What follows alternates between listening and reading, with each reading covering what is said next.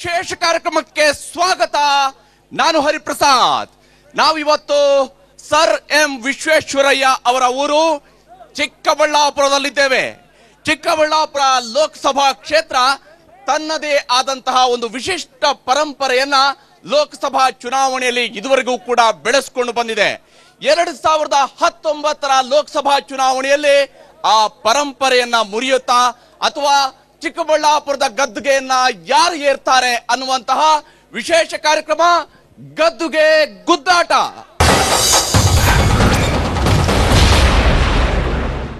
ನಾಲ್ಕು ಜಿಲ್ಲೆಗಳ ವ್ಯಾಪ್ತಿಯಲ್ಲಿ ಬರುವ 8 ವಿಧಾನಸಭಾ ಕ್ಷೇತ್ರಗಳನ್ನ ಹೊಂದಿರುವ ಚಿಕ್ಕಬಳ್ಳಾಪುರ ಲೋಕಸಭಾ ಕ್ಷೇತ್ರದಲ್ಲಿ ಈ ಬಾರಿ ಚುನಾವಣೆಯ ಅಖಾಡಕ್ಕೆ ಇಳಿದಿರುವಂತಹ ಅಭ್ಯರ್ಥಿಗಳು ಇಲ್ಲಿನ ಗದ್ದುಗೆಗಾಗಿ ಗುದ್ದಾಟ ನಡೆಸ್ತಾ ಇದ್ದಾರೆ ಮತ್ತು ಜನರ ಮುಂದೆ ತಮ್ಮದೇ ಆದಂತಹ ಭರವಸೆಯನ್ನ ಮತ್ತು ಈ ಕ್ಷೇತ್ರವನ್ನ ಯಾವ ರೀತಿಯಾಗಿ ನಾವು ಪ್ರತಿನಿಧಿಸ್ತೀವಿ, ಲೋಕಸಭೆಗೆ ಹೋಗಿ ಚಿಕ್ಕಬಳ್ಳಾಪುರದ ಜನರ ಧ್ವನಿಯಾಗ್ತೀವಿ ಅನ್ನುವಂತಹ ಭರವಸೆಗಳನ್ನ ಕೊಡ್ತಾ ಇದ್ದಾರೆ.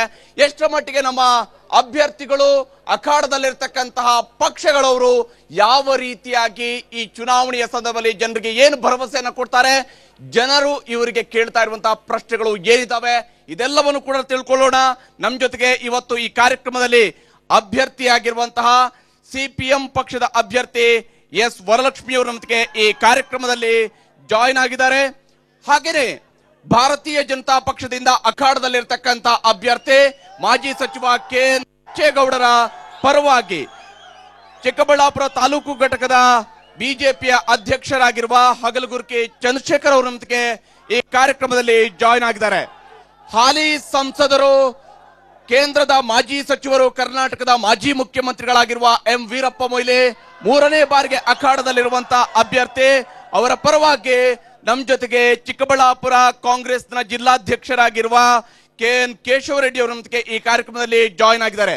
ಹಾಗೇನೆ ಇದೇ ಮೊದಲ ಬಾರಿಗೆ ಚುನಾವಣಾ ಅಖಾಡಕ್ಕೆ ಧುಮುಕಿರುವವರು ಡಾಕ್ಟರ್ CS ದ್ವಾರಕಾನಾಥ್, ಹಿಂದುಳಿದ ವರ್ಗಗಳ ಆಯೋಗದ ಮಾಜಿ ಅಧ್ಯಕ್ಷರು, ವಕೀಲರು, ಚಿಂತಕರು ಆಗಿರುವ ಡಾಕ್ಟರ್ CS ದ್ವಾರಕಾನಾಥ್ ಅವರು ಬಿಎಸ್ಪಿಯ ಅಭ್ಯರ್ಥಿಯಾಗಿ ಚುನಾವಣಾ ಅಖಾಡದಲ್ಲಿದ್ದಾರೆ.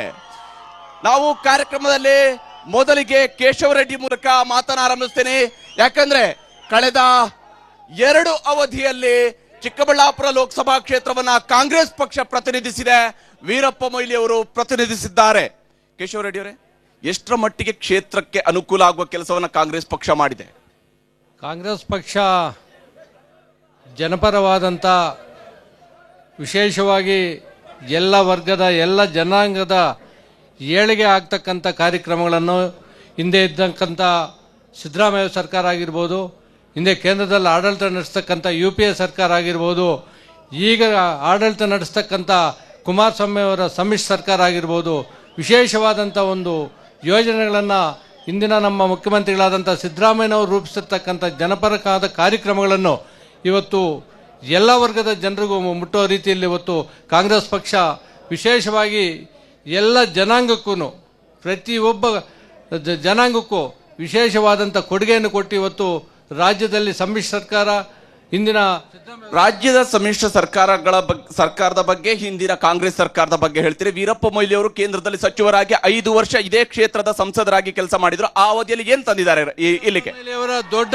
ಕೊಡುಗೆ, ವೀರಪ್ಪ ಮೊಯ್ಲಿ ಅವರ ದೊಡ್ಡ ಕೊಡುಗೆ ಈ ಒಂದು ಬಯಲು ಸೀಮೆಗೆ ವಿಶೇಷವಾಗಿ ಎತ್ತಿನ ಹೊಳೆ ನೀರನ್ನು ತರ್ತಕ್ಕಂಥ ಒಂದು ಕಾರ್ಯಕ್ರಮವನ್ನ ನಮ್ಮ ಕಾಂಗ್ರೆಸ್ ಸರ್ಕಾರದ ಮುಖ್ಯಮಂತ್ರಿಗಳಾದಂಥ ಸಿದ್ದರಾಮಯ್ಯ ಅವರ ನೇತೃತ್ವದಲ್ಲಿ 13,000 ಕೋಟಿ ಅನುದಾನವನ್ನು ಬಿಡುಗಡೆ ಮಾಡಿಸಿ ಇವತ್ತು ಸಕಲೇಶ್ಪುರದವರೆಗೂ ಕಾಮಗಾರಿಯನ್ನು ಪ್ರಗತಿಗತಿಯಲ್ಲಿ ನಡೆಸ್ತಕ್ಕಂಥ ಒಂದು ದೊಡ್ಡ ಯೋಜನೆಯನ್ನ ತಂದಂತ ಕೀರ್ತಿ ಕಾಂಗ್ರೆಸ್ ಪಕ್ಷಕ್ಕೆ ಮತ್ತು ಮೊಯ್ಲಿ ಸಾಹೇಬರಿಗೆ ಅಂತ ಹೇಳಕ್ ಬಯಸ್ತಾ ಇದ್ದೀನಿ. ಎಸ್, ಖಂಡಿತ. ಹಗಲಗುರ್ಕಿ ಚಂದ್ರಶೇಖರ್ ಅವರೇ, ಯಾವ ಕಾರಣಕ್ಕೆ ಹಾಗಾದ್ರೆ ಬಿಜೆಪಿ ಈಗ ಪರ್ಯಾಯವಾಗಿ ಇಲ್ಲಿ ನಿಂತಿದೆ?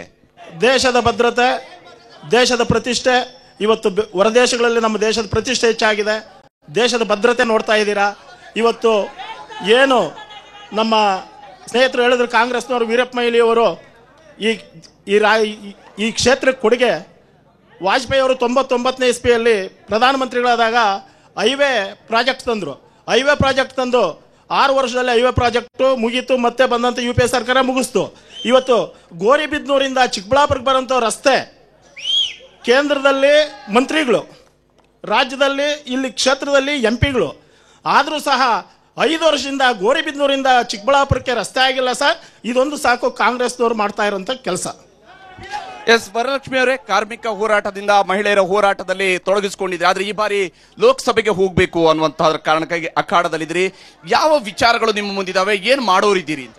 ಚಿಕ್ಕಬಳ್ಳಾಪುರ ಲೋಕಸಭೆಯಲ್ಲಿ ಬರುವಂತ ಜಿಲ್ಲೆಗಳು ಏನಿದಾವೆ, ಇಲ್ಲಿ ಬಹಳ ತೀವ್ರವಾದಂತ ಒಂದು ಬರಗಾಲ ಬರ್ತಾ ಇದೆ. ಇಲ್ಲಿಯ ಜನ ಗುಳೆ ಎದ್ದೋಗ್ತಾ ಇದ್ದಾರೆ. ಅತ್ಯಂತ ದೊಡ್ಡ ಪ್ರಮಾಣದ ಬಡತನ, ನಿರುದ್ಯೋಗ ಸಮಸ್ಯೆ ಇಲ್ಲಿ ಜನರನ್ನ ಕಾಡ್ತಾ ಇದೆ. ಮತ್ತು ಕೃಷಿ ಒಂದು ಪ್ರೇರಿತವಾದಂಥ ಒಂದು ಅಂದರೆ ಅಗ್ರೇರಿಯನ್ ಬೇಸ್ಡ್ ಏನು ಹೇಳ್ತೀವಿ ಆ ಥರದ ಒಂದು ಕುಟುಂಬಗಳು ಇಲ್ಲಿ ಹೆಚ್ಚಿದ್ದಾವೆ. ಆ ಜನ ಇವತ್ತು ಕಂಗಾಲಾಗಿದ್ದಾರೆ. ಇದಕ್ಕೆಲ್ಲ ಭಾಳ ಮುಖ್ಯವಾದಂಥ ಕಾರಣ ಇಲ್ಲಿ ಭಾಳ ದೊಡ್ಡ ಪ್ರಮಾಣದ ನೀರಾವರಿ ಸಮಸ್ಯೆ ಇದೆ. ಸೊ ಇವತ್ತು ಮಾರ್ಕ್ಸ್ವಾದಿ ಕಮ್ಯುನಿಸ್ಟ್ ಪಕ್ಷ ಡಾಕ್ಟರ್ ಪರಮಶಿವಯ್ಯ ಅವರ ವರದಿ ಏನಿತ್ತು ಅಂದರೆ ಮಂಗಳೂರಿನಿಂದ ನೇತ್ರಾವತಿ ಯೋಜನೆಯನ್ನ ಇಲ್ಲಿಗೆ ತರಬೇಕು, ಆ ನದಿ ತಿರುವನ್ನ ತರಿದ್ರೆ ಮಾತ್ರನೇ ಈ ಭಾಗದ ಜನರಿಗೆ ಒಂದು ಶಾಶ್ವತವಾದಂಥ ಪರಿಹಾರವನ್ನು ಸಿಗ್ತದೆ ಅಂತೇಳಿ. ಸೊ ಆ ಥರದ ಒಂದು ತರಬೇಕು ಅನ್ನುವಂಥದ್ದು ನಮ್ಮ ಪಕ್ಷದ ಗುರಿ ಮತ್ತು ನಮ್ಮ ಗುರಿನೂ ಕೂಡ. ಆದರೆ ಇವತ್ತು ಕಾಂಗ್ರೆಸ್ಸಿಂದ 10 ವರ್ಷಗಳ ಕಾಲ ಇಲ್ಲಿ ಸಿಟ್ಟಿಂಗ್ MP ಆಗಿರ್ತಕ್ಕಂಥ ಮಾನ್ಯ ಮೊಯ್ಲಿ ಅವರು UPA ಸರ್ಕಾರದ ಕ್ಯಾಬಿನೆಟ್ ದರ್ಜೆಯ ಮಂತ್ರಿ ಆಗಿದ್ರು, ಅತ್ಯಂತ ಪವರ್ಫುಲ್ಲಿನ ಮಿನಿಸ್ಟರ್ ಆಗಿದ್ರು.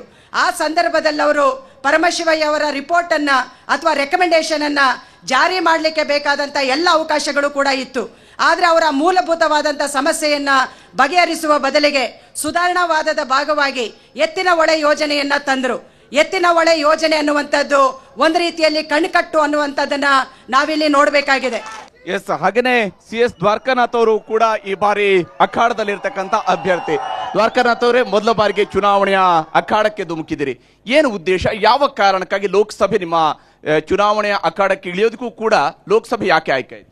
ಮೊದಲನೇದಾಗಿ ಜನಗಳಿಗೆ ವಂಚನೆ ಮಾಡ್ತಾ ಇರೋಂಥದ್ದನ್ನು ನಾನು ಹೇಳಬೇಕಾಗಿದೆ. ಇಲ್ಲಿ ಕಳೆದ 10 ವರ್ಷಗಳಿಂದ ನೀರು ಕೊಡ್ತೀವಿ ಅಂತೇಳಿ ಜನ ನೀರು ಕೇಳಿದ್ರೆ ಇವರು ಪೈಪ್ ಕೊಟ್ಟಿದ್ದಾರೆ. ನೀರು ಕೊಡಬೇಕು. ಅಲ್ಲಿ 260 ಕಿಲೋಮೀಟರ್ ದೂರದಿಂದ ನೀರು ಬರಬೇಕಾಗತ್ತೆ. ಎತ್ತಿನ ಹೊಳೆ ಯೋಜನೆಯಲ್ಲಿ ಇವರು ಇವತ್ತವರೆಗೂ ಮಾಡೋದು 37 ಕಿಲೋಮೀಟರ್ ಮಾತ್ರ. ಇನ್ನು ಮಿಕ್ಕಿದ್ದಂತಹ 220 ಚಿಲ್ಲರೆ ಕಿಲೋಮೀಟರ್ಗಳನ್ನ ಎಷ್ಟು ವರ್ಷಕ್ಕೆ ಮಾಡ್ತಾರೆ? ಬಹುಶಃ ಈ ಜನರೇಷನ್ನೇ ಇರಲ್ಲ, ನೆಕ್ಸ್ಟ್ ಜನರೇಷನ್ಗೆ ಮಾಡ್ತಾರೆ ಅಂತ ಕಾಣುತ್ತೆ. ಬರೀ ಇದನ್ನ ಸುಳ್ಳುಗಳನ್ನು ಹೇಳ್ಕೊಂಡು ರಾಜಕಾರಣ ಮಾಡೋದಿದೆಯಲ್ಲ ಜನಗಳಿಗೆ, ಇದು ತಪ್ಪಾದ ರಾಜಕಾರಣ. ಇದನ್ನ ಜನಗಳಿಗೆ ನಾವು ಹೇಳೋಕೆ ಬಂದಿದ್ದೀವಿ. ಒಂದು. ಎರಡನೇದು, ಇವರಿಗೆ ವಿರುದ್ಧವಾಗಿ ಸರ್ಕಾರವನ್ನು ನಡೆಸ್ತಾ ಇರುವಂತಹ, ಕೇಂದ್ರದಲ್ಲಿ ನಡೆಸ್ತಾ ಇರುವಂತಹ BJP ಸರ್ಕಾರ ಇಲ್ಲಿನ ಎಂದಾದರೂ ನೀರಿನ ಬಗ್ಗೆ, ಆಹಾರದ ಬಗ್ಗೆ, ನೈರ್ಮಲ್ಯದ ಬಗ್ಗೆ, ಪೌಷ್ಟಿಕಾಂಶದ ಕೊರತೆಯ ಬಗ್ಗೆ ಅಥವಾ ಬೇರೆ ಯಾವುದೇ ನಿರುದ್ಯೋಗದ ಬಗ್ಗೆ ಎಂದಾದರೂ ಒಂದು ಚರ್ಚೆ ಮಾಡಿದ್ರ 5 ವರ್ಷಗಳಲ್ಲಿ? ಒಂದೇ ಒಂದು ಚರ್ಚೆ ನಡೆದಿಲ್ಲ. ಇಲ್ಲಿ ಈಗಾಗಲೇ ನಮ್ಮ ಕ್ಷೇತ್ರದಲ್ಲಿ ಎಂಥ ಪರಿಸ್ಥಿತಿ ಇದೆ ಅಂತ ಹೇಳಿದ್ರೆ, ಮಕ್ಕಳು ಅಪೌಷ್ಟಿಕತೆಯಿಂದ ನರಳ್ತಾ ಇದ್ದಾರೆ. ನಾನು ಇಡೀ ಗ್ರಾಮಕ್ಕೂ ಹೋಗಿ ಬಂದಿದ್ದೇನೆ, ಪ್ರತಿ ಗ್ರಾಮಕ್ಕೂ ಹೋಗಿದ್ದಾನೆ. ಅಲ್ಲಿ ಪೌಷ್ಟಿಕಾಂಶದ ಕೊರತೆ ಅದ್ರ ಜೊತೆಗೆ ಅವರಿಗೆ ಕೆಮಿಕಲ್ ನೀರನ್ನು ಕುಡಿದು ಮಕ್ಕಳೆಲ್ಲರೂ ಕೂಡ ಬಹಳ ರಾಸಾಯನಿಕವಾದಂತಹ ನೀರನ್ನು ಕುಡಿದು ಅವರು ಅತ್ಯಂತ ರೋಗ ರುಜಿನಗಳಲ್ಲಿ ನರಳ್ತಾ ಇದ್ದಾರೆ. ಇದನ್ನು ಯಾರು ಇದ್ರ ಬಗ್ಗೆ ಚಿಂತೆ ಮಾಡಿಲ್ಲ. ಇದನ್ನೆಲ್ಲವನ್ನು ನೋಡಿದ ನಮಗೆ ಕೇವಲ ನಮ್ಮ ಇದಕ್ಕೆ ಗೋರಿಬಿದನೂರಿಗೆ ಕಣ್ಣಿಗೆ ಕಾಣಿಸೋ ಹಾದಿಯಲ್ಲಿ ನದಿ ಹರಿತಾ ಇದೆ, ಕೃಷ್ಣಾ ನದಿ ಹರಿತಾ ಇದೆ. ಆ ಕೃಷ್ಣಾ ನದಿಯ ನೀರನ್ನ ತರುವಂತಹ ಒಂದು ರಾಜಕೀಯ ಇಚ್ಛಾಶಕ್ತಿ ಇಲ್ಲ ಅಂತ ಹೇಳಿದ್ರೆ ಇಲ್ಲಿ BJPಗಾಗ್ಲಿ ಕಾಂಗ್ರೆಸ್ಗಾಗ್ಲಿ ನಮ್ಮಂತವ್ರು ಬರಲೇಬೇಕಾಗಿದೆ.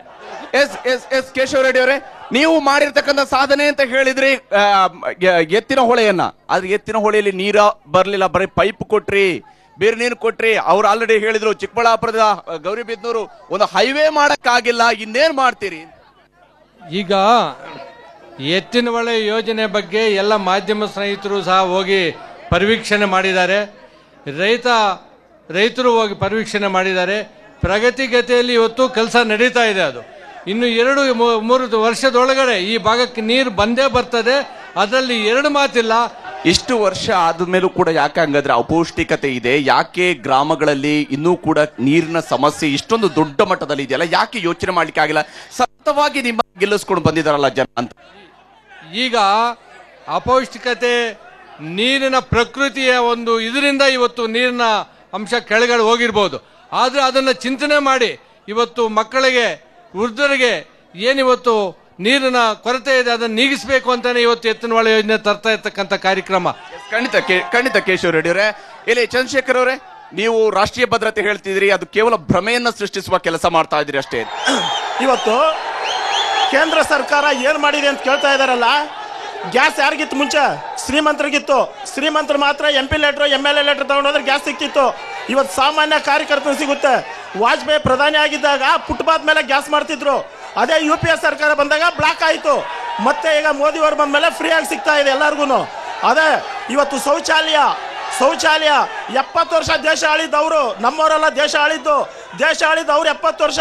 70 ವರ್ಷದಲ್ಲೇ ಬಡ ಹೆಣ್ಣು ಮಕ್ಕಳು ಎಲ್ಲಿ ಹೋಗ್ತಾರೆ ಅಂತ ಹೇಳ್ಬಿಟ್ಟು ಅವ್ರಿಗೆ ಪರಿಜ್ಞಾನ ಇರಲಿಲ್ಲ. ಇವತ್ತು ಮೋದಿಜಿಯವರು ಕೋಟ್ಯಾಂತರ ಶೌಚಾಲಯಗಳನ್ನು ಕಟ್ಟಿಸ್ಕೊಟ್ಟಿದ್ದಾರೆ ಸ್ವಚ್ಛ ಭಾರತ ಅಭಿಯಾನದಲ್ಲಿ. ಇವತ್ತು 74ರಲ್ಲಿ ಶ್ರೀಮತಿ ಇಂದಿರಾ ಗಾಂಧಿ ಅವರು ಬ್ಯಾಂಕ್ ರಾಷ್ಟ್ರೀಕರಣ ಮಾಡಿದ್ರು.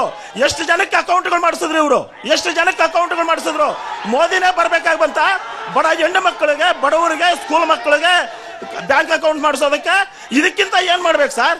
ಇವತ್ತು ಇನ್ಸೂರೆನ್ಸ್ ಶ್ರೀಮಂತರಿಗೆ ಮಾತ್ರ ಇನ್ಸೂರೆನ್ಸ್ ಇತ್ತು. LIC ಏಜೆಂಟ್ಗಳು ಮನೆ ಹತ್ರ ಬಂದ್ರೆ ಉಗ್ರಗಾಮಿಗಳು ನೋಡ್ತಾ ಇದ್ರು ಪೇರೆಂಟ್ಸ್. ಏನಪ್ಪ LIC ಏಜೆಂಟ್ ಬಂದ ಅಂತ ಹೇಳ್ಬಿಟ್ಟು. ಅದೇ ಕಾಂಗ್ರೆಸ್ ಸರ್ಕಾರ 70 ವರ್ಷದಿಂದ ಮಾಡಿದೆ.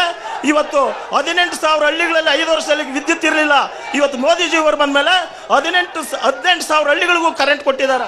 ಖಂಡಿತ ಚಂದ್ರಶೇಖರ್ ಅವರು ಮಾತಾಡ್ತೀನಿ. ವರಲಕ್ಷ್ಮಿ ಅವರೇ, ಈಗಾಗಲೇ BJP ಮತ್ತು ಕಾಂಗ್ರೆಸ್ ನೋಡ್ತೀವಿ, ನಾವು ಇದನ್ನೆಲ್ಲ ಸಾಧನೆನ ಮಾಡಿ ತೋರಿಸಿದೀವಿ ಅನ್ನುವಂಥದ್ದನ್ನ ಈಗ ಅವ್ರು ಹೇಳಿದ್ರು. ನಾವು ಭದ್ರತೆ ಅಂತ ಹೇಳಿ, ದೇಶದ ಭದ್ರತೆ ಸರಿ ಇದ್ದಿದ್ರೆ ನಮ್ಮ ದೇಶದ ಸೈನಿಕರು 40 ಜನ ಯಾಕೆ ಸಾಯಬೇಕಾಗಿತ್ತು? ಇವತ್ತು ಪುಲ್ವಾಮಾ ಘಟನೆ ಯಾಕೆ ನಡಿಬೇಕಾಗಿತ್ತು? ನಮ್ಮ ದೇಶದ ಇಂಟೆಲಿಜೆನ್ಸು, ನಮ್ಮ ದೇಶದ ಸೆಕ್ಯೂರಿಟಿ. ಸೊ ಇವತ್ತು ಇದನ್ನ ಕೆಲವು ವ್ಯಕ್ತಿಗಳ ಕೈಯಲ್ಲಿ ಆಡಿಸ್ತಾ ಇರೋದ್ರಿಂದ ಇವತ್ತು ಆಗಿರುವ ಘಟನೆ ಬಗ್ಗೆ ಇವರು ಮಾತಾಡ್ತಾ ಇಲ್ಲ, ಸಾಧನೆ ಬಗ್ಗೆ ಮಾತ್ರ ಮಾತಾಡ್ತಾ ಇದ್ದಾರೆ. ಮತ್ತೆ ಈಗ ಇವರು ಹೇಳಿದ್ರು ನಾವು ಬಹಳಷ್ಟು ಯೋಜನೆಗಳನ್ನ ಮಾಡಿದೀವಿ ಅಂತ. ಏನು ಯೋಜನೆಗಳನ್ನ ಮಾಡಿರೋದು? ಮನುಷ್ಯನಿಗೆ ಆದಾಯ ಹೆಚ್ಚು ಮಾಡ್ಲಿಕ್ಕೆ ಏನ್ ಮಾಡಿದ್ದಾರೆ? 2 ಕೋಟಿ ಉದ್ಯೋಗ ಕೊಡ್ತೀವಿ ಅಂತ ಹೇಳಿದ್ರು. ಅಂದ್ರೆ 5 ವರ್ಷದಲ್ಲಿ 10 ಕೋಟಿ ಉದ್ಯೋಗ ಬರಬೇಕಾಗಿತ್ತು. ಯಾವ ಉದ್ಯೋಗ ಕೊಟ್ಟಿದ್ದಾರೆ? ಮತ್ತು ಈ ದೇಶದ ನೌಕರರಿಗೆ ನಿವೃತ್ತಿ ವೇತನ ಏನ್ ಸಿಗ್ತಾ ಇತ್ತು ಅದನ್ನ ನ್ಯೂ ಪೆನ್ಷನ್ ಸಿಸ್ಟಮ್ ಅಂತ ಹೇಳಿ ಇವತ್ತು ಅದನ್ನ ತಂದಿದ್ದಾರೆ. ಮತ್ತು ಅಪೌಷ್ಟಿಕತೆಗಾಗಿರುವಂತ ಅಂಗನವಾಡಿ, ಬಿಸಿಯೂಟಕ್ಕೆ ಇರುವಂತ ಇದು ಏನು ಮಧ್ಯಾಹ್ನದ ಬಿಸಿಯೂಟ ಯೋಜನೆ, ಆರೋಗ್ಯಕ್ಕೆ ಇರುವಂತ ಆಶಾ, ಇದಕ್ಕೆ ಇದುವರೆಗೆ ಸ್ವಾತಂತ್ರ್ಯ ಬಂದಾಗಿದ್ದ ಎಲ್ಲಾ ಸರ್ಕಾರಗಳು ಅನುದಾನ ಕೊಟ್ಟಿದೆ. ಆದ್ರೆ ಮೋದಿ ಸರ್ಕಾರ ಅಂಗನವಾಡಿಗೆ ಕೊಡ್ತಾ ಇರುವಂತ ಅನುದಾನವನ್ನು ಕೂಡ ವಾಪಸ್ ತಗೊಂಡಿದೆ. ಖಂಡಿತ ಇದು ಯಾವ ರೀತಿಯಾಗಿ ಅಖಾಡದಲ್ಲಿರ್ತಕ್ಕಂತಹ 4 ಪ್ರಮುಖ ಪಕ್ಷಗಳ ಕಡೆಯಿಂದ ಇರುವಂತಹ ಜನರ ಮುಂದೆ ಇಟ್ಟಿರುವಂತಹ ಒಂದಷ್ಟು ವಿಚಾರಗಳು ನಮ್ಮ ಮುಂದಿವೆ. ಹಾಗೇನೆ ಜನರನ್ನು ಕೂಡ ಮಾತನಾಡ್ಸೋಣ. ಈ ಕ್ಷೇತ್ರದ ಮತದಾರರು ಅವರ ಇಚ್ಛೆ ಏನಿದೆ, ಅವರ ಮನಸ್ಸಿನಲ್ಲಿರ್ತಕ್ಕಂಥ ಅಂಶಗಳಿಗೇನು, ಅಖಾಡದಲ್ಲಿರ್ತಕ್ಕಂಥ ಅಭ್ಯರ್ಥಿಗಳಿಗೆ ಅವರು ಹಾಕುವಂತ ಪ್ರಶ್ನೆ ಏನು ಅನ್ನೋದನ್ನ ಕೇಳೋಣ. ಈಗಾಗಲೇ ಚಿಕ್ಕಬಳ್ಳಾಪುರ ಲೋಕಸಭಾ ಕ್ಷೇತ್ರದಲ್ಲಿರ್ತಕ್ಕಂತಹ ಅಭ್ಯರ್ಥಿಗಳು ಮತ್ತು ಪಕ್ಷಗಳ ಪ್ರತಿನಿಧಿಗಳು ಯಾವ ರೀತಿಯಾಗಿ ನಾವು ಈ ಕ್ಷೇತ್ರದ ವಿಚಾರಕ್ಕೆ ಇರ್ಬೋದು, ಕ್ಷೇತ್ರ ಸಮಸ್ಯೆಗಳ ವಿಚಾರ ಇರ್ಬೋದು, ಹಾಗೆಯೇ ದೇಶದ ಸಮಸ್ಯೆಗಳ ವಿಚಾರಕ್ಕೆ ಇರ್ಬೋದು, ಯಾವ ರೀತಿಯಾದಂತಹ ಸ್ಪಂದಿಸ್ತೀವಿ, ಏನ್ ಮಾಡೋರಿದ್ದೀವಿ ಅನ್ನೋದನ್ನ ಹೇಳಿದ್ದಾರೆ. ಜನ ಕೂಡ ಪ್ರಶ್ನೆ ಕೇಳೋದಕ್ಕೆ ಉತ್ಸುಕರಾಗಿದ್ದಾರೆ. ಜನರನ್ನ ಮಾತನಾಡ್ಸೋಣ. ಎಸ್, ಬಯಲುಸೀಮೆ ನಿಜವಾಗ್ಲೂ ಸತತವಾಗಿ ಸ್ವತಂತ್ರ ಆದ ನಂತರ 72 ವರ್ಷ ಆಗಿದೆ. ನಿರಂತರವಾಗಿ 20 ವರ್ಷಗಳಿಂದ ನೀರಿಗಾಗಿ ನಾವು ಹೋರಾಟಗಳು ಮಾಡ್ತಾ ಇದ್ದೀವಿ. ಅಂತರ್ಜಲ 1500 ಅಡಿ ಆಳಕ್ಕೆ ಹೋಗಿದೆ. ಎಲ್ಲಾ ಪಕ್ಷಗಳವರು ಒಗ್ಗಟ್ಟಾಗಿ ಅಭಿವೃದ್ಧಿಗಾಗಿ ವಿಧಾನಸೌಧದಲ್ಲಾಗ್ಲಿ ಪಾರ್ಲಿಮೆಂಟ್ ಆಗಲಾಗ್ಲಿ ಈ ಭಾಗದವರು ಯಾರು ಮಾತಾಡದೇ ಇರುವಂತದ್ದು ಬಹಳ ದುರದೃಷ್ಟಕರ ಸಂಗತಿ. ಇವತ್ತು ನಾವೆಲ್ಲ ಅಂಕಿಅಂಶಗಳು ಇಟ್ಕೊಂಡೇ ಬಂದಿದ್ದೀವಿ. ಇವತ್ತು ಈ ಭಾಗದಲ್ಲಿ ಹೆಚ್ಚಿಗೆ ಆಡಳಿತ ಮಾಡದಂತಹ ಕೇಂದ್ರದ ಏನು ಸಂಸದರಿರಬಹುದು, ಈ ಭಾಗದಲ್ಲಿ ಶಾಸಕರಿರಬಹುದು, ಒಕ್ಕರೋಲ್ನಿಂದ ವಿಧಾನಸೌಧದಲ್ಲಿ ಪಾರ್ಲಿಮೆಂಟ್ ಅಲ್ಲಿ ಈ ಭಾಗಕ್ಕೆ ನೀರು ಕೊಡ್ಬೇಕಂತೇಳಿ ಯಾರು ಒಗ್ಗಟ್ಟಾಗಿ ಹೋರಾಟ ಮಾಡದ ಫಲವಾಗಿ ಇವತ್ತು ಇಲ್ಲಿ ಗದ್ದುಗೆಗಾಗಿ ಗುದ್ದಾಟ ಆಗ್ತಾ ಇದೆ, ಅಭಿವೃದ್ಧಿಗಾಗಿ ಖಂಡಿತ ಗುದ್ದಾಟ ಆಗ್ತಾ ಇಲ್ಲ. ಏನು ಈಗ ಕಳೆದ 10 ವರ್ಷಗಳಿಂದ ವೀರಪ್ಪ ಮೊಯ್ಲಿ ಅವರು ಇಲ್ಲಿ ನೀರು ಬಿಡ್ತೀನಿ ಅಂತ ಒಂದು ಯೋಜನೆ ಮಾಡಿದ್ದಾರೆ. ಅದರಲ್ಲಿ ನೀರು ಖಂಡಿತ ಬರೋದಿಲ್ಲ. ಈಗ ಅದೇ ರೀತಿ ಏನಿವರು ಬಚ್ಚೇಗೌಡರು ಕ್ಯಾಂಡಿಡೇಟ್ ಆಗಿದ್ದಾರೆ, 5 ವರ್ಷದಿಂದ ಕ್ಯಾಂಡಿಡೇಟ್ ಆಗಿದ್ದಾರೆ, 4.5 ವರ್ಷದಿಂದ ಈ ಕಡೆ ಬಂದೇ ಇಲ್ಲ. ಇವತ್ತು ಬಂದ್ಬಿಟ್ಟು ಮತ್ತೆ ಮತ ಕೇಳ್ತಾರೆ. ಯಾಕೆ 4.5 ವರ್ಷದಿಂದ ನಮ್ಮ ಚಿಕ್ಕಬಳ್ಳಾಪುರ ಜ್ಞಾಪಕ ಇರೋದಿಲ್ವಾ? ಇಲ್ಲಿ ಬಂದು ಏನ್ ಸಮಸ್ಯೆ ಇದೆ ಅಂತ ಕೇಳ್ಬೇಕು ತಾನೆ. ಇವತ್ತು ಬಂದ್ಬಿಟ್ಟು ಓಟು ಅಂತ ಕೇಳ್ತಾರೆ. ಒಂದು ನರೇಂದ್ರ ಮೋದಿ ಅವರ ಸಾಧನೆ ಏನಿದೆ, ಈ ನೋಟ್ ಬ್ಯಾನ್ ನಿಂದ ಎಷ್ಟು ಲಕ್ಷ ಸರ್ಕಾರಕ್ಕೆ ಆದಾಯ ಬಂದಿದೆ ಅನ್ನೋಂಥದ್ದು ಹೇಳ್ಬೇಕು. ಮತ್ತು ವಿದೇಶದಲ್ಲಿರುವಂತಹ ಕಪ್ಪು ಹಣ ಎಲ್ಲಿಗೆ ಬಂದು ನಿಂತಿದೆ ಅನ್ನೋದಂತ ಕೂಡ ಹೇಳ್ಬೇಕು ಅನ್ನೋಂಥದ್ದು CPIM ಪಕ್ಷದ ಅಭಿಪ್ರಾಯ. 10 ವರ್ಷ ಆಯ್ತು ವೀರಪ್ಪ ಮೊಯ್ಲಿ ಅವ್ರು ಗೆದ್ದು. ಎಷ್ಟು ವರ್ಷ? 10 ವರ್ಷ. ಚಿಕ್ಕಮಂಗ್ಳೂರಲ್ಲಿ ಅವ್ರನ್ನ ಯಾರು ಕ್ಯಾರೆ ಅಂತ ಇರ್ಲಿಲ್ಲ, ಇಲ್ಲಿಗೆ ಬಂದು ಅವ್ರು ಜೀವ ರಕ್ಷಣೆ ಕೊಟ್ಟವೆ. ಏನ್ ಕೊಟ್ಟು ನಮ್ಗೆ ಅವರು ಏನು ಕೊಳ್ಳಿಲ್ಲ. ಕೊನೆಗೆ ಚರಂಡಿ ನೀರು ಕೊಡೋದು ಕೂಡ ಅವ್ರ ಕೈಲಿ ಆಗ್ಲಿಲ್ಲ. ಏನು ಎತ್ತಿನ ಹೊಳೆ ಯೋಜನೆ ಭಾರತೀಯ ಜನತಾ ಪಾರ್ಟಿಯ ಕೊಡುಗೆ. ಮತ್ತು ಮಕ್ಕಳಿಗೆ ಪೌಷ್ಟಿಕ ಆಹಾರ, ಮಧ್ಯಾಹ್ನದ ಬಿಸಿ ಊಟ ಕೊಟ್ಟಿದ್ದು ವಾಜಪೇಯಿ ಅವರು, ಯೂನಿಫಾರ್ಮ್ ಕೊಟ್ಟಿದ್ದು ವಾಜಪೇಯಿ ಅವರು, ಮತ್ತು ಎಲ್ಲ ರೀತಿಯ ಶೂ, ಸೈಕಲ್ ಕೊಟ್ಟಿದ್ದು ಭಾರತೀಯ ಜನತಾ ಪಾರ್ಟಿ. ದೇಶನ್ ಕಾಪಾಡೋದಕ್ಕೆ ರೋಡ್ ಮೇಲೆ ರೋಡ್ ಹಾಕೋದು, ಫಸ್ಟ್ ತಿನ್ನಕ್ ಅನ್ನ ಕೊಡಿ, ಒಳ್ಳೆ ಎಜುಕೇಶನ್ ಕೊಡಿ. ಎಲ್ಲ ನೋಡಿದ್ರೆ ನಿರುದ್ಯೋಗ ಇದೆ, ಉದ್ಯೋಗ ಅವಕಾಶಗಳು ಕೊಡಿ. ಫಸ್ಟ್ ಬೇಸಿಕ್ ನೀಡ್ಸ್ ನ ಫಿಲ್ ಮಾಡಿ, ಬೇಸಿಕ್ ಫಂಡಮೆಂಟಲ್ ನಮ್ಗೆ ಏನ್ ಫ್ರೀಡಮ್ಸ್ ಇದೆ, ನೀಡ್ಸ್ ಇದೆ, ಅದನ್ನ ಕೊಡಿ.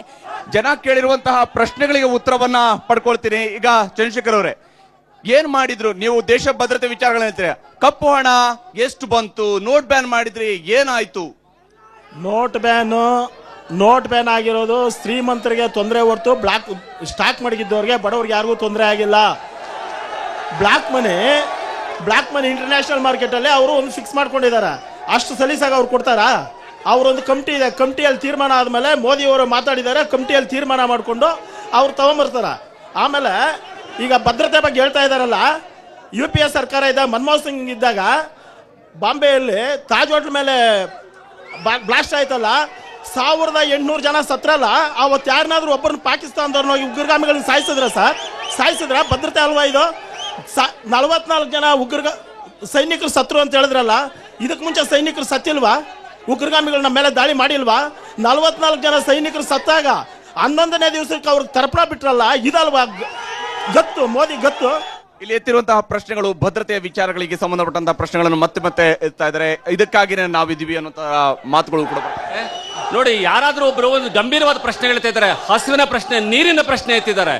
ನೀರಿನ ಪ್ರಶ್ನೆಗೆ ಅವ್ರಿಗೆ ಉತ್ತರ ಇಲ್ಲದೆ ಮೋದಿ ಅಂತ ಕಿರಿಸ್ತಾ ಇದ್ದಾರೆ ಅಂತಂದ್ರೆ ಇದೊಂದು ಕಾಯಿಲೆ, ಇದೊಂದು ವ್ಯಾಧಿ, ಇದೊಂದು ಜಾತಿ ಇದು ಅನ್ಸುತ್ತೆ ನನಗೆ. ಈ ಕಾಮಿಡಿ ಪೀಸ್ಗಳು ನೋಡಿದ್ರೆ ಅಸಹ್ಯ ಆಗುತ್ತೆ ನನಗೆ. ಕಾಮಿಡಿ ಪೀಸ್ಗಳು ನೋಡಿದ್ರೆ ಇವ್ರಿಗೆ ಒಂದು ಸ್ವಲ್ಪ ಕೂಡ ದೇಶದ ಬಗ್ಗೆ ಒಂದು ಕನಿಷ್ಠವಾದಂತಹ ಕಾಳಜಿ ಇಲ್ವಲ್ಲ ಇವ್ರಿಗೆ. ಇಂಥ ಕಾಮಿಡಿ ಪೀಸ್ಗಳನ್ನ ಇಟ್ಕೊಂಡು ನೀವು ರಾಜ್ಯ ಆಳ್ತೀವಿ ಅಂತ ಹೇಳಿದ್ರೆ ಏನದು ಸಾಧ್ಯನಾ ಅದು? ಹಾಗಾಗಿ ನನಗನ್ಸುತ್ತೆ ಮೊದಲು ಇವರಿಗೆ ಟ್ರೀಟ್ಮೆಂಟ್ ಬೇಕಾಗಿದೆ. ಟ್ರೀಟ್ಮೆಂಟ್ ಕೊಡ್ಸಿದ್ರೆ ದೇಶ ಸರಿ ಹೋಗುತ್ತೆ ಅಂತ ನನಗನ್ಸುತ್ತೆ. ವರಲಕ್ಷ್ಮಿ ಅವರೇ ತಾವೇನು ಹೇಳಿ? ಸರ್, ಈಗ ಅವ್ರು ಹೇಳಿದ್ರು ನೋಟ್ ಬ್ಯಾನ್ ಆಗಬೇಕು ಅಂತ, ಮಾಡಿದ್ದೀವಿ, ಭಾಳ ಸಹಾಯ ಆಗಿದೆ ಅಂತ. ನನಗೊಂದು ಪ್ರಶ್ನೆ ಇದೆ. ಅವರು 2014ರ BJPಯ ಪ್ರಣಾಳಿಕೆಯಲ್ಲಿ ನಾವು ಅಧಿಕಾರಕ್ಕೆ ಬಂದರೆ 15 ಲಕ್ಷ ರೂಪಾಯಿ ಪ್ರತಿಯೊಬ್ಬರ ಅಕೌಂಟ್ಗೆ ಹಾಕಿರ್ತೀವಿ ಅಂತ ಹೇಳಿದರು. 15 ಲಕ್ಷ ಅಕೌಂಟ್ ಹಾಕಿಲ್ಲ, ಎಲ್ಲರ ಹತ್ರ ಹಣವನ್ನು ತಗೊಳ್ಳುವಂಥ ಕೆಲಸ ಮಾಡ್ತಾ ಇದ್ದಾರೆ. ಅದಕ್ಕೇನೆ ತಂದಿದ್ದು GST. ಸೊ ಈಗ ಆಲ್ರೆಡಿ ನಮ್ಮ ದೇಶದಲ್ಲಿ ನೇರ ತೆರಿಗೆ ಇತ್ತು, ಅಪ್ರತ್ಯಕ್ಷ ತೆರಿಗೆ ಇತ್ತು, ಬೇರೆ ಬೇರೆ ತೆರಿಗೆಗಳಿತ್ತು. ನಮ್ಮ ದೇಶದ ಬಂಡವಾಳಿಗರ ಮೇಲೆ, ಅವರ ಆದಾಯ ಮತ್ತು ಆಸ್ತಿಯ ಮೇಲೆ ತೆರಿಗೆಯನ್ನು ಹಾಕುವುದರ ಬದಲಿಗೆ ಜನಸಾಮಾನ್ಯರ ಮೇಲೆ ತೆರಿಗೆ ಹಾಕಿದ್ದೇನೆ GST. ಸೊ ಇವತ್ತು 2014ರಲ್ಲಿ ನಮ್ಮ ದೇಶದ ಬಂಡವಾಳಿಗರ ಆಸ್ತಿ 1% ಜನರಿಗೆ 43% ಇತ್ತು. ಇವತ್ತು ಮೋದಿ 4 ವರ್ಷಗಳ ಆಡಳಿತದ ನಂತರ ಅವರ ಆಸ್ತಿ 100ಕ್ಕೆ 73% ಬೆಳವಣಿಗೆ ಆಗಿದೆ. ಅಂದ್ರೆ ಇವರು ಯಾರನ್ನ ಬೆಳೆಸಿದ್ದಾರೆ? ನಮ್ಮ ದೇಶದ ಅದಾನಿ, ಅಂಬಾನಿ, ಇನ್ಫೋಸಿಸ್ ಇಂಥ ಒಂದು ಬಂಡವಾಳಿಗರನ್ನ ಬೆಳೆಸಿದ್ದಾರೆ ಹೊರತು ಜನಸಾಮಾನ್ಯರನ್ನ ಅಲ್ಲ. ಮತ್ತಷ್ಟು ಪ್ರಶ್ನೆಗಳನ್ನ ಅಭ್ಯರ್ಥಿಗಳ ಕಡೆಗೆ ಕೇಳುವಂತಹ ಮತ್ತಷ್ಟು ಪ್ರಶ್ನೆಗಳನ್ನ ಕೇಳ್ಕೊಳ್ಳೋಣ. ಎಸ್, ಇವತ್ತು ಏನು ಎತ್ತಿನುಡುವ ನೀರಿಗೆ ಈ ಚಿಕ್ಕಬಳ್ಳಾಪುರದಲ್ಲಿ ಗುದ್ಲಿ ಪೂಜೆ ಮಾಡಿದ್ದಾರೆ. 14,000 ಕೋಟಿ ರೂಪಾಯಿಯನ್ನ ಮೊನ್ನೆ ಸಿದ್ದರಾಮಯ್ಯ ಸರ್ಕಾರದಲ್ಲಿ ಕೊಟ್ಟಿದ್ದಾರೆ. ಇವತ್ತು ಆ ಯೋಜನೆ ಕಾರ್ಯರೂಪಕ್ಕೆ ಬರ್ತಾ ಇದೆ. ಅಡೆತಡೆಗಳಿದೆ. ಅದಕ್ಕೆ ಬಿಜೆಪಿಯವರು ನಾವು ಓಟ್ ಕೊಡಿ ಅಂತ ಹೇಳ್ತಾರೆ. ರೈತರ ಓಟ್ ಬೇಡವಾ?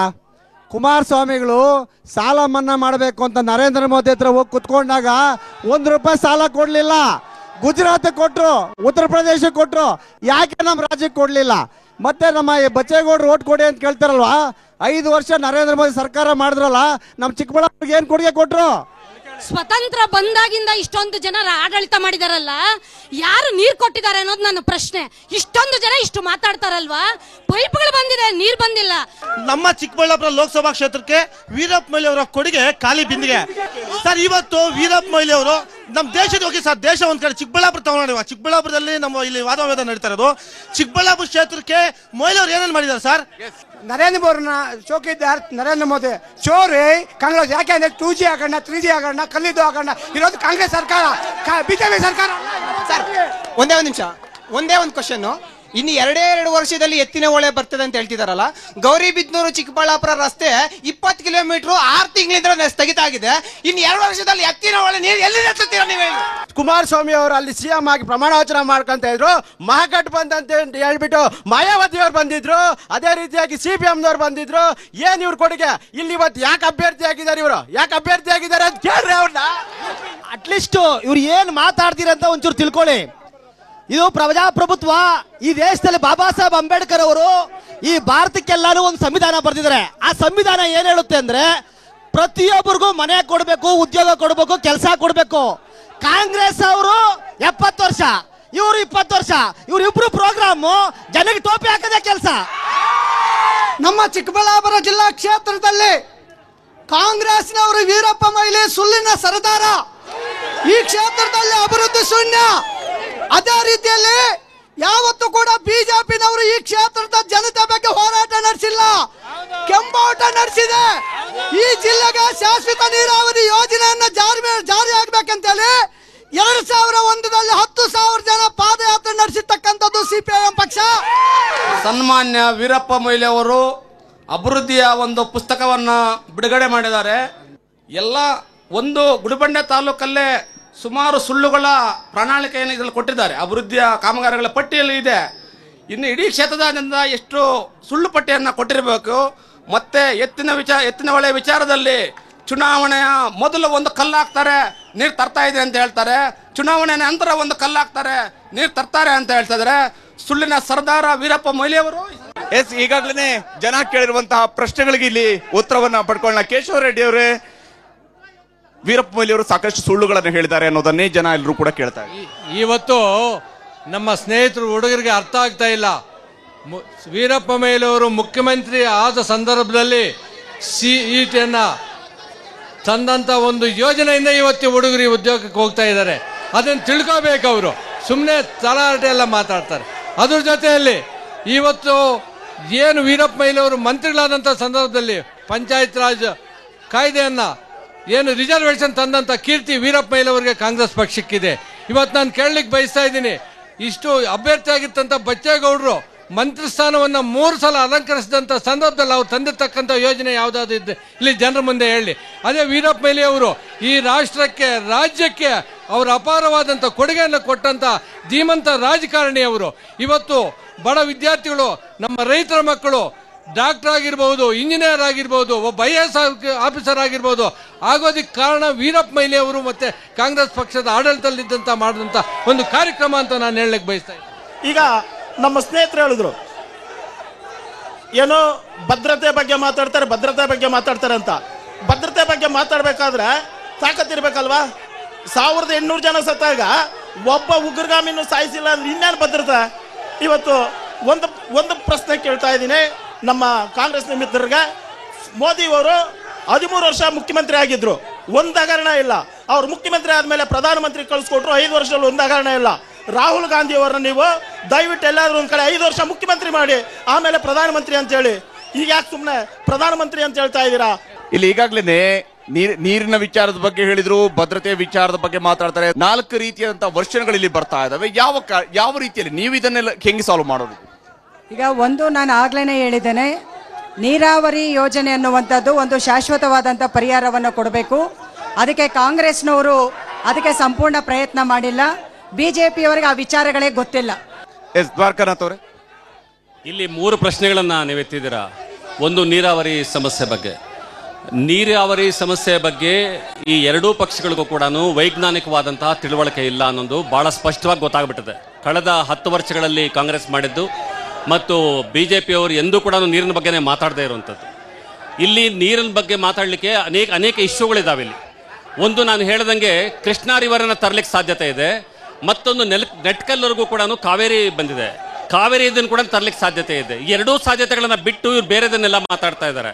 ಅದ್ರ ಅರ್ಥ ಏನು ಅಂತ ಹೇಳಿದ್ರೆ, ಆ ಪೈಪ್ಗಳನ್ನ ಕೊಡೋದ್ರ ಮೂಲಕ ಕಾಂಟ್ರಾಕ್ಟರ್ಗಳನ್ನ ಉದ್ಧಾರ ಮಾಡ್ಲಿಕ್ಕೋಸ್ಕರ ಇದನ್ನ ತರ್ತಾ ಇದ್ದಾರೆ. ಒಂದು ನೀರಿನ ಸಮಸ್ಯೆನ ಇಲ್ಲಿ ಫ್ಲೋರೋಸಿಸ್ ಇಂದ ಎಷ್ಟು ನರಳ್ತಾ ಇದ್ದಾರೆ ಮಕ್ಕಳು ಅಂತ ಹೇಳಿದ್ರೆ, ನೀರಿನ ಆ ಫ್ಲೋರೋಸಿಸ್ ಪ್ರತಿ ಮಗುವಿಗೂ ಕೂಡ ನೀವು ನಗರಗೆರೆ ಆ ಏರಿಯಾಗಳಿಗೆ ಹೋಗ್ಬಿಟ್ರೆ, ಬಾಗೇಪಲ್ಲಿ ಏರಿಯಾಗೆ ಹೋಗ್ಬಿಟ್ರೆ ಪ್ರತಿ ಮಗುವು ಕೂಡ ಫ್ಲೋರೋಸಿಸ್ ಇಂದ ನರಳ್ತಾ ಇದೆ. ಇದ್ರ ಬಗ್ಗೆ ಯಾರಿಗೂ ಚಿಂತೆ ಇಲ್ಲ. ಇವರಿಗೆ ಬೇಸಿಕ್ ಸಮಸ್ಯೆಗಳಿಲ್ಲ ಅನ್ನೋದು ಒಂದು. ಇವರು ಏನ ಹೇಳ್ತಾ ಇದ್ದಾರೆ, ಇವರು ಒಂದು ಕಡೆ ಕ್ಷೇತ್ರದ ಸುಳ್ಳುಗಾರ, ಇನ್ನೊಬ್ಬ ರಾಷ್ಟ್ರೀಯ ಸುಳ್ಳುಗಾರ, ಇವರಿಬ್ಬರ ನಡುವೆ ಸ್ಪರ್ಧೆ ನಡೀತಾ ಇದೆ ಇಲ್ಲಿ. ಈ ಸ್ಪರ್ಧೆಯಲ್ಲಿ ನಿಜವಾದ ಸಮಸ್ಯೆಗಳು ಮರೆಮಾಚಾಗ್ತಾ ಇದೆ.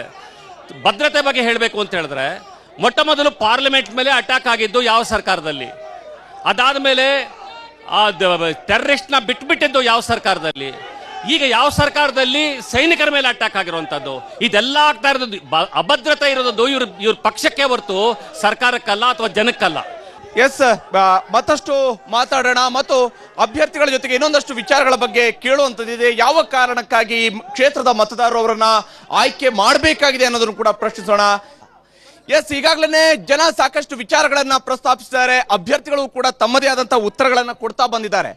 ಆದ್ರೆ ಯಾವ ಕಾರಣಕ್ಕಾಗಿ ಚಿಕ್ಕಬಳ್ಳಾಪುರದ ಮತದಾರರು ಇವರನ್ನ ಈ ಬಾರಿ ಇವರ ಪಕ್ಷಗಳನ್ನ ಅಥವಾ ಈ ಅಭ್ಯರ್ಥಿಗಳನ್ನ ಯಾವ ಕಾರಣಕ್ಕಾಗಿ ಗೆಲ್ಲಿಸಬೇಕು ಅನ್ನುವ ವಿಚಾರವನ್ನ ಕೇಳೋಣ.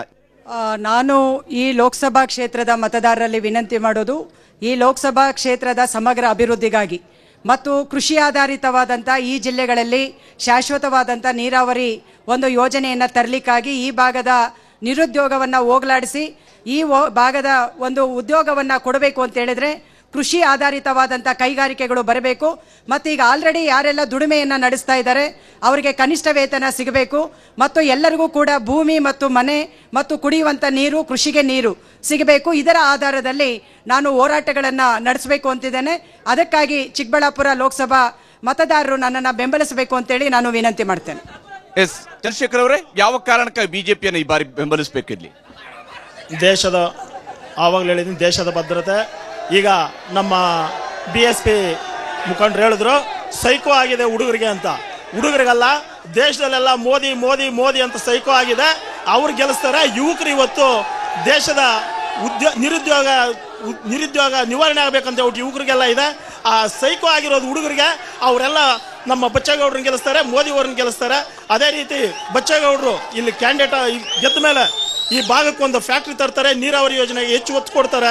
ರೈತರ ಮಗ ಅವರು, ಲೋಕಲ್ ಅಭ್ಯರ್ಥಿ ರೈತರ ಮಗ, ಕೆಂಪೇಗೌಡರು ವಂಶದವರು ರೈತರ ಮಗ, ಅವರು ನೀರಾವರಿ ಒತ್ತು ಕೊಡ್ತಾರೆ, ರೈತರಿಗೆ ಉದ್ಧಾರ ಮಾಡ್ತಾರೆ. ಅದರಿಂದ ಇವತ್ತು ಈ ಭಾಗದ ರೈತರು ಅವ್ರನ್ನ ಕೈ ಹಿಡಿತಾರೆ ಅಂತ ನಾನು ಹೇಳ್ತೀನಿ.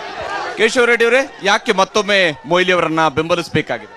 ಸುಳ್ಳಿನ ಸರದಾರರಾಗಿ ಈ ದೇಶಕ್ಕೆ ಸುಳ್ಳನ್ನ ಹೇಳಿ ಅಧಿಕಾರಕ್ಕೆ ಬಂದಂತ ಮೋದಿ ಅವ್ರನ್ನ ಮನೆ ಕಳಿಸ್ಬೇಕಾಗಿರ್ತಕ್ಕಂಥದ್ದು ಪ್ರತಿಯೊಬ್ಬ ಭಾರತೀಯನ ಕರ್ತವ್ಯ. ಇವತ್ತು ಯಾಕೆ ಮಾತು ಹೇಳಲಿಕ್ಕೆ ಬಯಸ್ತಾ ಇದ್ದೀನಿ ಅಂದ್ರೆ, 2 ಕೋಟಿ ಉದ್ಯೋಗಿ ಸೃಷ್ಟಿ ಮಾಡ್ತೀನಿ ಅಂತ ಸೃಷ್ಟಿ ಮಾಡದೇ ಇರ್ತಕ್ಕಂಥ ಒಂದು ಸಂದರ್ಭದಲ್ಲಿ ಇವತ್ತು ಕಾಂಗ್ರೆಸ್ ಸರ್ಕಾರ ಕೇಂದ್ರದಲ್ಲಿ ಬಂದು ನಿರುದ್ಯೋಗಿಗಳಿಗೆ ಉದ್ಯೋಗ ಸೃಷ್ಟಿ ಮಾಡೋದಕ್ಕೆ, ರೈತರಿಗೆ, ಅನ್ನದಾತರಿಗೆ ನೆರವು ನೀಡೋದಕ್ಕೆ ಏನಿವತ್ತು ಕಾಂಗ್ರೆಸ್ ಇಂದಿನ ಸರ್ಕಾರದಲ್ಲಿ ಮಾಡಿರ್ತಕ್ಕಂಥ ಪ್ರಣಾಳಿಕೆಗಳನ್ನ ಮುಂದುವರಿಸ್ಕೊಂಡು ಹೋಗ್ಬೇಕಾಗಿರೋದ್ರಿಂದ ಮೊಯ್ಲಿ ಅವರಿಗೆ ಮತ್ತೊಮ್ಮೆ ಮತ ಕೊಡೋದ್ರ ಮುಖಾಂತರ ಈ ರಾಜ್ಯವನ್ನ ಸುಭದ್ರವಾಗಿ ಕಾಪಾಡೋದಕ್ಕೆ ಇವತ್ತು ಕಾಂಗ್ರೆಸ್ ಪಕ್ಷಕ್ಕೆ ಮೊಯ್ಲಿ ಅವ್ರಿಗೆ ಮತ ಕೊಡಬೇಕು ಅಂತ ನಾನು ಮತದಾರರಲ್ಲಿ ಮನವಿ ಮಾಡ್ತೇನೆ. ಎಸ್, ದ್ವಾರಕನಾಥ್ ಅವರೇ, ಯಾವ ಕಾರಣಕ್ಕೆ ನಿಮ್ಮನ್ನು ಬೆಂಬಲಿಸಬೇಕು? ಬಹಳ ವಿಶೇಷವಾಗಿ ಹೇಳಬೇಕಂತಂದ್ರೆ ಇಲ್ಲಿನ ನೀರಿನ ಸಮಸ್ಯೆ, ಕುಡಿಯೋದಕ್ಕೂ ಕೂಡ ನೀರಿಲ್ದಂತಹ ಪರಿಸ್ಥಿತಿಯಲ್ಲಿ ಒಂದು ಸಾರಿ ಕೂಡ ಪಾರ್ಲಿಮೆಂಟ್ ಅಲ್ಲಿ ಇದ್ರ ಬಗ್ಗೆ ಮಾತಾಡಿಲ್ಲ ಅಂತ ಹೇಳಿದ್ರೆ ಇವರಿಗೆ ನೀರಿನ ಕಾಳಜಿ ಇಲ್ಲ ಅನ್ನೋದೊಂದು. ನಮ್ಮ ಕೃಷಿ ಆಧಾರಿತಂತಹ ಯಾವುದೇ ಕೃಷಿಯ ಬೆಳೆಗಳಿಗೆ ಸರಿಯಾದ ಬೆಲೆ ಇಲ್ಲ. ಒಂದು ಟೂತ್ ಪೇಸ್ಟ್ಗೆ, ಒಂದು ಟೂತ್ ಬ್ರಷ್ಗೆ ನಿಗದಿಯಾದಂತಹ ಒಂದು ಬೆಲೆ ಇದೆ. ಆದರೆ ನಾವು ಬೆಳೆದಂತಹ, ನಮ್ಮ ಕೃಷಿಕರು ಬೆಳೆದಂತಹ ಬೆಳೆ, ಯಾವುದೇ ಬೆಳೆಗೆ ಆ ಬೆಲೆಯನ್ನು ನಿಗದಿಯಾಗಿ ಪಡಿಸಲಿಕ್ಕೆ ಸಾಧ್ಯವಾಗ್ತಾ ಇಲ್ಲ ಇವರಿಗೆ. ಅದೊಂದು ಬಹಳ ಮೂಲಭೂತ ಕಾರಣ. ಎಲ್ಲಕ್ಕಿಂತಲೂ ಹೆಚ್ಚಾಗಿ ಇಲ್ಲಿನ ಮಕ್ಕಳು ಪಡ್ತಾರಂತಹ ಇದು ಪೌಷ್ಟಿಕಾಂಶದ ಕೊರತೆ, ಮತ್ತು ಅದು ಬಹಳ ನೋವನ್ನು ಕೊಟ್ಟಿದೆ. ನಾನು ಅನೇಕ ಹಳ್ಳಿಗಳಲ್ಲಿ ಹೋಗ್ಬಿಟ್ಟಿದ್ದೀನಿ, ಅಲ್ಲಿ ಪೌಷ್ಟಿಕಾಂಶದ ಕೊರತೆ ಮತ್ತು ಫ್ಲೋರೈಡ್ ಸಮಸ್ಯೆ ಇದೆಯಲ್ಲ, ಇದನ್ನು ನಾನು ಪಾರ್ಲಿಮೆಂಟಲ್ಲಿ ರೈಸ್ ಮಾಡಬೇಕಾಗಿದೆ. ನಾನು ಈ ನೆಲದವನು, ಈ ಸಮಸ್ಯೆಗಳು ನನಗೆ ಚೆನ್ನಾಗಿ ಗೊತ್ತಿದೆ. ಈ ಎಲ್ಲ ಕಾರಣಕ್ಕೋಸ್ಕರ ನಾನು ಅರ್ಹ ಅಭ್ಯರ್ಥಿ ಅಂತ ನಾನು ಅಂದ್ಕೊಂಡಿದ್ದೀನಿ. ಆ ಅರ್ಹತೆ ಇರೋದು ನನಗೊಬ್ಬನಿಗೆ ಅಂತ ಹೇಳ್ತಾ ಇದ್ದೆ. ಚಿಕ್ಕಬಳ್ಳಾಪುರದ ಗದ್ದುಗೆಗಾಗಿ ಗುದ್ದಾಟ ನಡೀತಾ ಇದೆ. ಸಹಜವಾಗಿಯೇ ಅಭ್ಯರ್ಥಿಗಳು ತಮ್ಮದೇ ಆದಂತಹ ವಿಚಾರಧಾರೆಗಳನ್ನ ಜನರ ಮುಂದೆ ಇಡ್ತಾ ಇದ್ದಾರೆ. ಅಂತಿಮವಾಗಿ ಈ ಕ್ಷೇತ್ರದ ಮತದಾರರು ಯಾರನ್ನ ಬೆಂಬಲಿಸ್ತಾರೆ, ಯಾರನ್ನ ತಮ್ಮ ಅಭ್ಯರ್ಥಿಯಾಗಿ ಆಯ್ಕೆ ಮಾಡ್ತಾರೆ ಅನ್ನುವಂಥದ್ದು ಅದು ಈ ಕ್ಷೇತ್ರದ ಮತದಾರರ ನಿರ್ಧಾರ. ಇದು ಈ ಹೊತ್ತಿನ ವಿಶೇಷ. ನಿರಂತರ ಸುದ್ದಿಗಾಗಿ ನೋಡ್ತಾ ಇರಿ TV9.